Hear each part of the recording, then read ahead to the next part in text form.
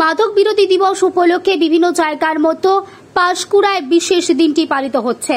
পাঁশকুড়ায় বাহার গ্রামে ভারত সরকার স্বীকৃত বাহার গ্রাম সর্বহারা উন্নয়ন সংঘ নেশা মুক্তি কেন্দ্রের পক্ষ থেকে আন্তর্জাতিক মাদক বিরোধী দিবস উপলক্ষে এক সচেতনামূলক অনুষ্ঠানের আয়োজন করা হয়। প্রভাত ফেরি সহকারে অনুষ্ঠানের সূচনা হয়। প্রভাত ফেরিতে অংশ নেন স্কুলের ছাত্রছাত্রী থেকে শিক্ষক, নেশা মুক্তি কেন্দ্রের সদস্য, রোগী এবং কর্মকর্তারা। প্রভাত ফেরির পাশাপাশি অঙ্কন প্রতিযোগিতা, কুইজ, রবীন্দ্র নৃত্য প্রতিযোগিতা, ক্রিয়া অনুষ্ঠান এদিন হয়। এদিন শপথ বাক্যও পাঠ করা হয়। শপথ বাক্য পাঠ করেন প্রজেক্ট ডিরেক্টর দীপক সাউ। এখানে রয়েছে 15 বেডের হসপিটাল। এখানে যে কোনো নেশায় আসক্ত ব্যক্তিদের চিকিৎসার মাধ্যমে বিনা খরচে সুস্থ জীবনে ফিরিয়ে দেওয়া হয়। সভার সভাপতিত্ব করেন বিশিষ্ট চিকিৎসক মনোজিৎ সিংহ রায়। এছাড়াও উপস্থিত ছিলেন বিশিষ্ট ব্যক্তিত্বরা। ব্যুরো রিপোর্ট, চ্যানেল 24 নাও, সত্য কথা সবার আগে। আজ তো আন্তর্জাতিক মাদক বিরোধী দিবস। এই উপলক্ষে আজকে আমরা বিভিন্ন সচেতনতামূলক অনুষ্ঠানের আয়োজন করেছি।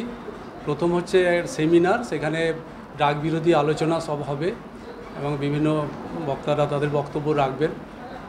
মূল লক্ষ্য হচ্ছে কিন্তু ড্রাগের বিরুদ্ধে আন্দোলন গড়ে তোলা, এবং ওই প্রসঙ্গেই আমরা তুলছি যে একটা কুইজ কন্টেস্ট, যেটা ড্রাগের উপরই বেশিরভাগ কোশ্চেনগুলো থাকবে, নেশার উপর, মানে নেশার বিরুদ্ধে। আর সিট অ্যান্ড ড্র কম্পিটিশান, সেটা থিমও হচ্ছে কিন্তু অ্যান্টি অ্যাডিকশান। এছাড়াও আমরা কিছু খেলাধুলা, স্পোর্টস রেখেছি, এটা মনোরঞ্জনের জন্যই হোক। পাবলিক তো এখন মনোরঞ্জন ছাড়া সব জায়গায় গ্যাদারিং, এইসব অনুষ্ঠানে সহজে আসতে চায় না। সেখানে যেমন একটা হাঁড়ি ভাঙা প্রতিযোগিতা আমরা রেখেছি। আমরা মহিলাদের জন্য, সর্বসাধারণ যারা, তাদের জন্য রেখেছি একটা গো অ্যান্ড স্ট্যাচু, এরকম একটা ইভেন্ট। আমরা তারপরে মহিলাদের জন্য রেখেছি পাসিং দ্য বল, অর্থাৎ মিউজিক্যাল চেয়ারের মতো আর কি। মিউজিক বাজবে, যেখানে যার হাতে বলটা থাকবে পাস করে যাওয়ার পর মিউজিক থেমে গেলে সে আউট হয়ে যাবে। আর একটা রেখেছি আমরা দেশ ভ্রমণ কম্পিটিশান, অর্থাৎ একটা গোল ঘরের মধ্যে 4টে দেশ আঁকা থাকবে, বাইরে থেকে মিউজিক বাজবে, ওরা যারা পার্টিসিপেন্ট তারা ঘুরতে থাকবে গোল গোল করে, এবং মিউজিক থেমে যাওয়ার সঙ্গে সঙ্গে যে যে দেশে পারে দাঁড়িয়ে পড়বে, এবং বাইরে থেকে বলা হবে ভারত, যদি ভারতে কেউ দাঁড়ায় সেই দেশ থেকে যারা থাকবে তারা আউট হয়ে গেল। এরকমভাবে ফার্স্ট, সেকেন্ড, থার্ড আমরা নির্বাচিত করব। ঠিক আছে, তার বিতরণী অনুষ্ঠান তো রেখেইছি। ঠিক আছে, এই নেশা মুক্তি কেন্দ্রে কি কি ফ্যাসিলিটি রয়েছে বা কারা আসবে বা কি ধরনের চিকিৎসা পরিষেবা?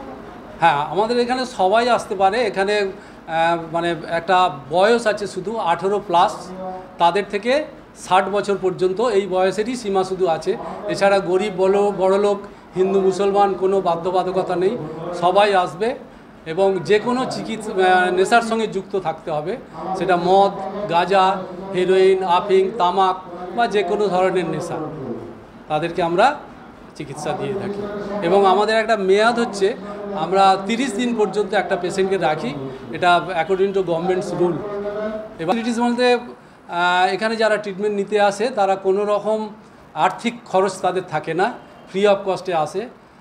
আর তাদের নার্সিং সেবা পাবে, তারা ফ্রি অফ কস্টে ওষুধ পাবে, খাওয়া দাওয়া, বিছানাপত্র সব কিছুই পাবে। শুধু তার দৈনন্দিন প্রয়োজনীয় জিনিস, যেমন পোশাক পরিচ্ছদ, থালা, গ্লাস, বাটি, এইগুলো তাকে বাড়ি থেকে প্রোভাইড করতে হবে।